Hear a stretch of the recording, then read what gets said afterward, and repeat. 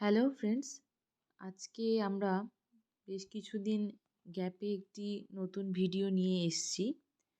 এতদিন আমরা জিকেতে যেসব ভিডিও নিয়ে আলোচনা করেছি, টপিক নিয়ে আলোচনা করেছি, সবগুলোই ছিল স্ট্যাটিক জিকে।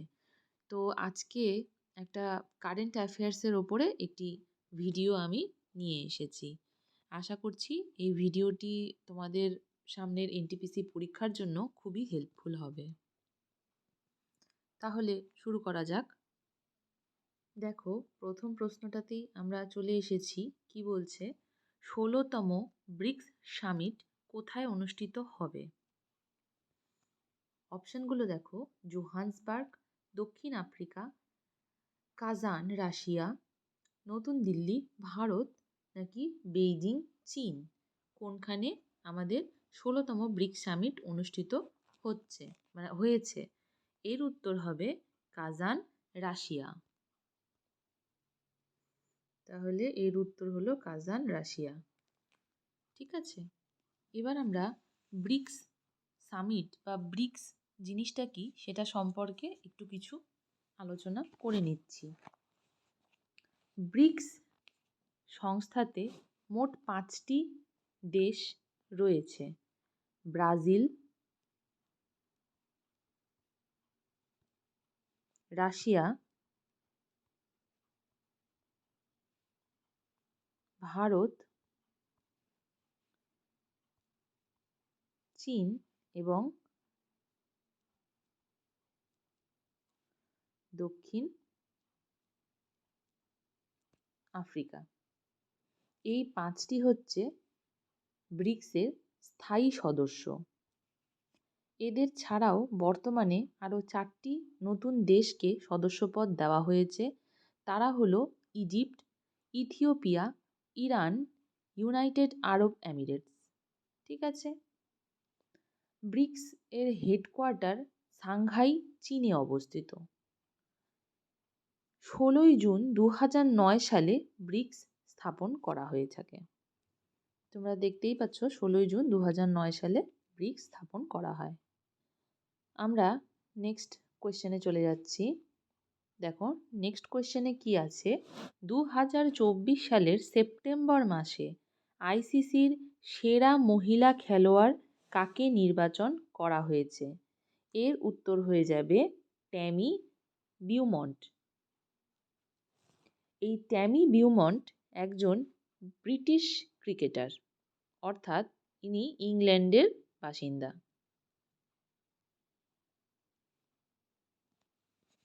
ঠিক আছে, বর্তমানে এই যে আইসিসি যে সংস্থা রয়েছে তার প্রেসিডেন্ট হলেন জয় শাহ। প্রেসিডেন্ট তো নয়, উনি চেয়ারম্যান হিসাবে নির্বাচিত হয়েছে। ঠিক আছে, আর আইসিসির সিইও জিওফ অ্যালার্জিস।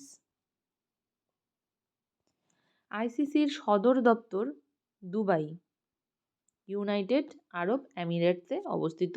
দুবাই আইসিসির সদর দপ্তর। আমরা পরের কোশ্চেনে চলে যাচ্ছি। ২০২৪ সালে সেপ্টেম্বর মাসে আইসিসির সেরা পুরুষ খেলোয়াড় কে? অপশনগুলো: কামিন্দু মেন্ডিস, দুনিত নেটমিকা Wellalage, Pat Cummins, Gus Atkinson. এদের মধ্যে সেরা পুরুষ খেলোয়াড় হয়েছিলেন কামিন্দু মেন্ডিস। ইনি শ্রীলঙ্কার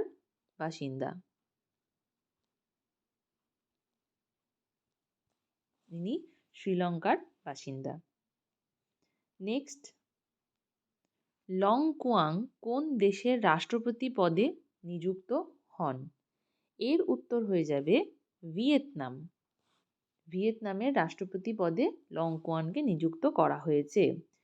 ভিয়েতনামের যে রাজধানী সেটা হচ্ছে হ্যানয়। ভিয়েতনামের রাজধানী হ্যানয়। ভিয়েতনামের বর্তমান প্রধানমন্ত্রী ফাম মিন চিন।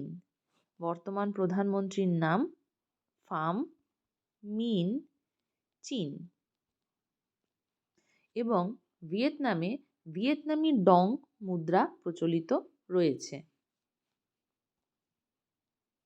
নেক্সট কোয়েশ্চেন, কোন রাজ্য সরকার মহিলা কর্মচারীদের জন্য প্রতি মাসে একদিনের বেতন সহ রজস্রাব সংক্রান্ত ছুটি ঘোষণা করেছে? অপশনগুলো পশ্চিমবঙ্গ, মহারাষ্ট্র, উড়িষ্যা নাকি তামিলনাড়ু। এর উত্তর হবে উড়িষ্যা। এর উত্তর হবে উড়িষ্যা। আচ্ছা, উড়িষ্যা রাজ্যের যে রাজধানী সেটি হচ্ছে ভুবনেশ্বর। উড়িষ্যা রাজ্যের রাজধানী ভুবনেশ্বর। বর্তমান মুখ্যমন্ত্রী মোহন চরণ মাঝি।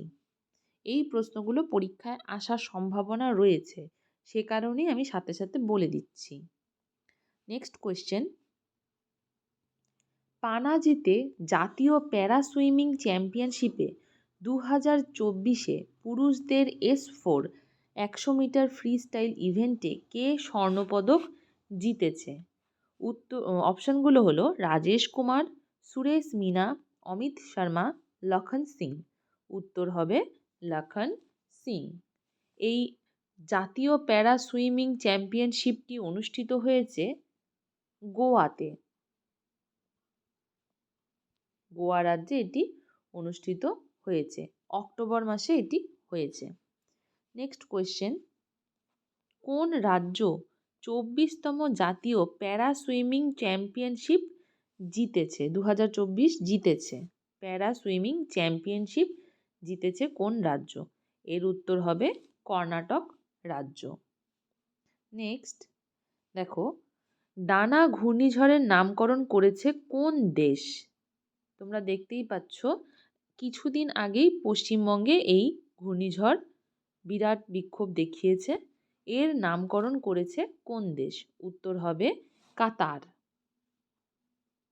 নেক্সট, বিহারের কোথায় রাজ্যের প্রথম ইনল্যান্ড কন্টেইনার ডিপো উদ্বোধন করা হয়েছে? এর উত্তর হবে বিহাতা। এর উত্তর হবে কি? বিহাতা। নেক্সট, সাগর কবচ 2024 অনুশীলনের দ্বিতীয় সংস্করণ কোথায় অনুষ্ঠিত হয়েছিল? এর উত্তর হবে গুজরাটে। সাগর কবচ 2024 অনুশীলনের দ্বিতীয় সংস্করণ হয়েছিল গুজরাটে। নেক্সট, মেরা হাউ চংওয়া ফেস্টিভ্যাল 2024 কোথায় অনুষ্ঠিত হয়? মেরা হাউ চংওয়া ফেস্টিভ্যাল এটি অনুষ্ঠিত হয় ইম্ফলে। আর আমরা সবাই জানি ইম্ফল মণিপুরের রাজধানী। নেক্সট, ভারতীয় সেনাবাহিনী কোন রাজ্যে স্বাবলম্বন শক্তি অনুশীলন আয়োজন করেছে? স্বাবলম্বন শক্তি অনুশীলন অপশনগুলো দেখছি রাজস্থান, হরিয়ানা, আসাম নাকি উত্তরপ্রদেশ। এর উত্তর হবে উত্তরপ্রদেশ। নেক্সট, নবম আইসিসি ওমেন্স টি20 বিশ্বকাপ 2024 জেতে কোন দেশ? এর উত্তর হবে নিউজিল্যান্ড। নিউজিল্যান্ড নবম ICC women's T20 world cup 2024 জেতে। এর রানার্স আপ হয় সাউথ আফ্রিকা। সাউথ আফ্রিকা এর runners up. South Africa runners up. Next, সম্প্রতি ইন্দোনেশিয়ার 8ম প্রেসিডেন্ট কে নির্বাচিত হন? অপশন ইমানুয়েল ম্যাক্রন, অনুরাগ দিসানায়াক, প্রাবোভো সুবিয়ান্তো, জোকো উইডোডো। এর অপশনটা হবে প্রাবোভো সুবিয়ান্তো। ঠিক আছে। ইন্দোনেশিয়ার রাজধানী হচ্ছে জাকার্তা। ইন্দোনেশিয়ার রাজধানী হলো জাকার্তা। ঠিক আছে।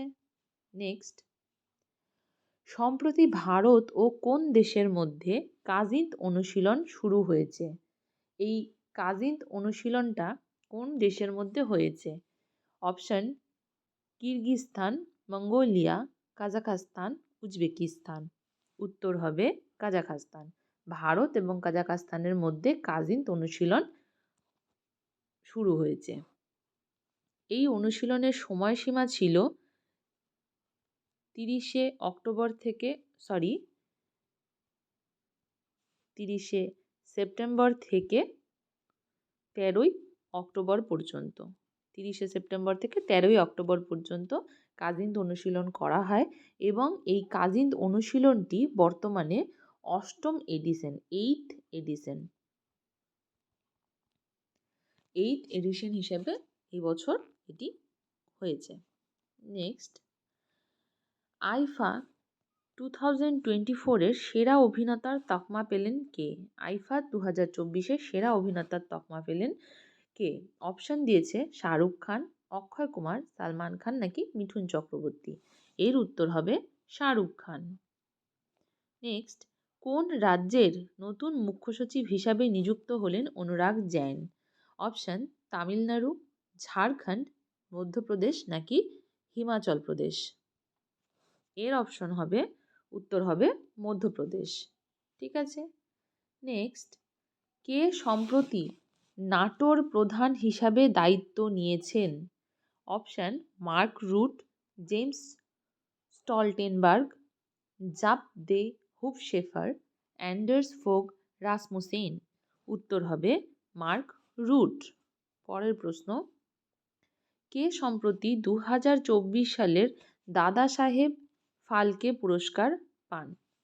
দাদা সাহেব ফালকে পুরস্কার আমরা সবাই জানি চলচ্চিত্র জগতের সর্বশ্রেষ্ঠ পুরস্কার। কাকে দেওয়া হয়েছে? মিঠুন চক্রবর্তীকে। মিঠুন চক্রবর্তীকে দাদা সাহেব ফালকে পুরস্কার দেওয়া হয়েছে।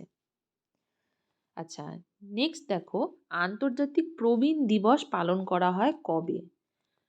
1 সেপ্টেম্বর, 1 অক্টোবর, 1 নভেম্বর নাকি 1 ডিসেম্বর।